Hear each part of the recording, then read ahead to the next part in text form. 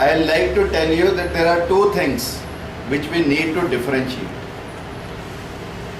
एक शिक्षक और छात्र, और दूसरा गुरु और शिष्य. शिक्षक और छात्र is all about learning. गुरु और शिष्य is all about unlearning.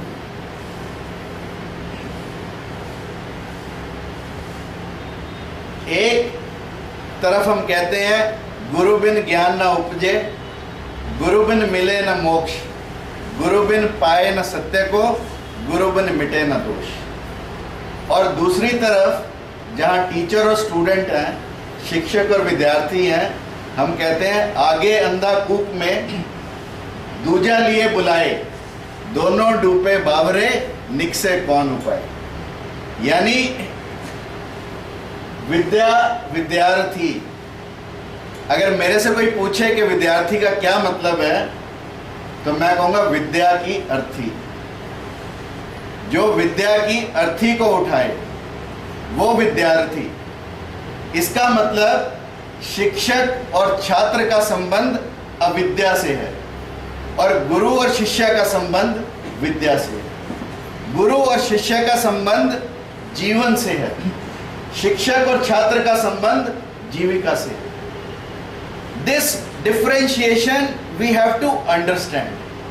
और जब हम इस डिफरेंशिएशन को समझेंगे तभी हम इस विषय को आगे बढ़ा सकते हैं.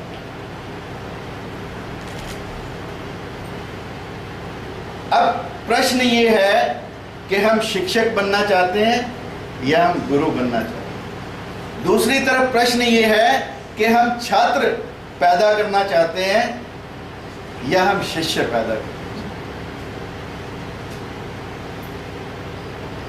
अब ये प्रश्न बहुत महत्वपूर्ण है और इसका जवाब देने के लिए बहुत समय चाहिए, परंतु कुछ छोटे शब्दों में मैं आपको बताऊं कि ऑस्पेंस्की से बड़ा मैथमेटिशियन इस दुनिया में नहीं हुआ.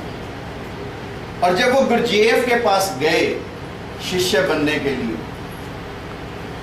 तो गुरजीएफ ने कहा कि सुबह आ जाना, पहाड़ी पर चलेंगे, चाय पिएंगे, तब इस विषय पर चर्चा करेंगे. अब दोनों सुबह पहाड़ी पर गए. पहाड़ी पर नेचुरली ठंड है, सुबह सुबह आदमी चाय पीने लगेगा. गुरजीएफ स्वयं चाय बनाकर लाए और स्पेंसकी को एक कप दे दिया, और गुरजीएफ ने केतली से चाय पलटनी शुरू की उसमें, और पलटते ही चले गए. कप भरने के बाद कप में से चाय बाहर गिरने लगी तो स्पेंसकी को लगा कि ये आदमी है या पागल आदमी, इसको पता ही नहीं लगता कि कप भर गया, केतली में से चाय उड़ेले ही जा रहा है, उड़ेले ही जा रहा है. तो स्पेंसकी एकदम छटपटाया. उसने कहा गुरुदेव ये क्या कर रहे हैं, प्याला तो भर चुका है. तो गुरजीएफ ने कहा कि जिसका प्याला भरा है उसको मैं कुछ नहीं सिखा सकता, और जिसका प्याला खाली है उसको मैं सब कुछ सिखा सकता. इसलिए it is when we go to a guru, it is all about unlearning, कि हम अपना सब कुछ छोड़ के जाएं, सब कुछ समर्पित भाव से पैदा करें, तब हम एक गुरु को पा सकते हैं. और गुरु शिष्य का संबंध और टीचर स्टूडेंट का संबंध, दोनों में और क्या फर्क है. टीचर और स्टूडेंट सिर्फ एक आईक्यू से रिलेटेड है.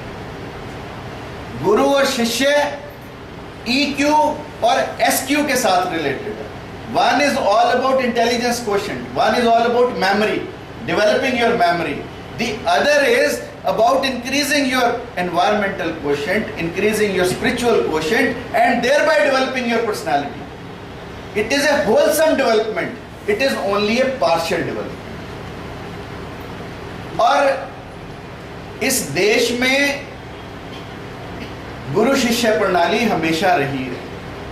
ये सिर्फ अंग्रेजों के समय में हुआ, जो मैकाले ने एजुकेशन सिस्टम इंट्रोड्यूस किया हमारे हिंदुस्तान में, उससे शिक्षक और छात्र प्रणाली विकसित हुई. और अब तक हम अपनी जड़ें ढूंढते रहे. हर व्यक्ति ने गुरु की बात की, हर व्यक्ति ने शिष्य की बात की, पर छात्र और शिक्षक दोनों भिन्न चीजें हैं. गुरु क्या करते थे? गुरु ने कहना हमेशा कि जो तुम्हें अवसर मिले उस अवसर को पकड़ो, हर अवसर को पकड़ो। Get every opportunity, hold every opportunity, that is very important in life. And normally we do not hold the opportunities.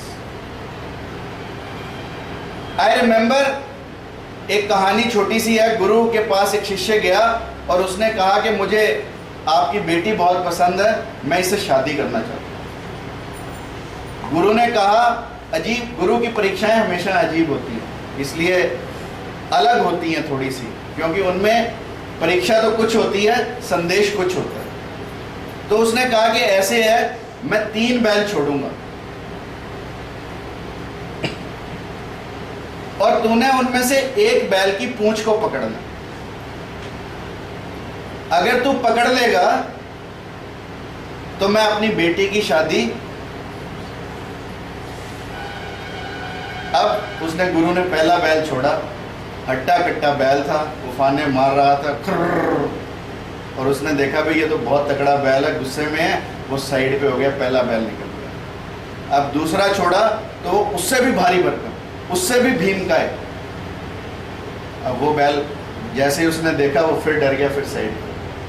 तीसरा बैल जो गुरु ने छोड़ा वो बिल्कुल जगदीश जैसा मरियल सा था। अब उसने कहा भी अब मजा आ गया, अब ये तो मरियल सा आदमी है, इसको मैं काबू कर लूँ।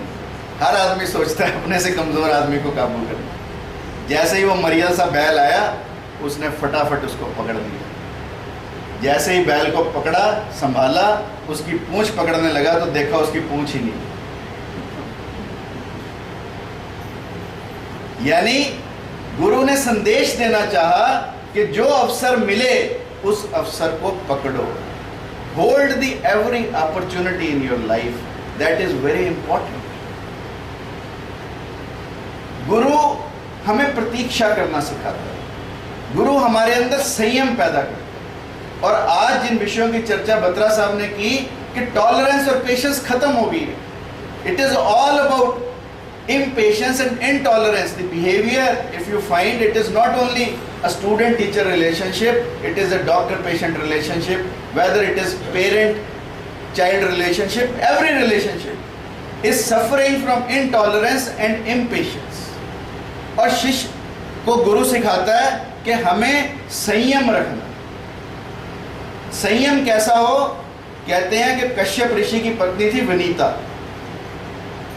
और उसने भोले शंकर जी से एक वर मांगा कि मेरी संतान ऐसी हो जो महाकश्यप हो, कश्यप से भी महाकश्यप हो, महासत्व हो, बोधिस्त्व हो, ऐसी संतान चाहिए। तो भोले शंकर ने तो एक डिंब दे दिया कि इस डिंब से तुझे एक ऐसा बच्चा मिलेगा जो महासत्व होगा, जो महाकश्यप होगा।